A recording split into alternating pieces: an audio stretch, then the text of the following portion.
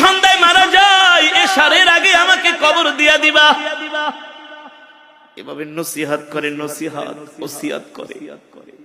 কারণ কি? কারণ কি? আল্লাহ নবী সরকারে দো আলম বলেন, নেককার ব্যক্তির মৃত্যুর আগে সে সব জানতে পারে, সব দেখতে পায়। এ কারণে একজন জান্নাতি মানুষ সব সময় মৃত্যুর জন্য তৈয়ার থাকে, প্রস্তুত থাকে। ঠিক কিনা বলেন?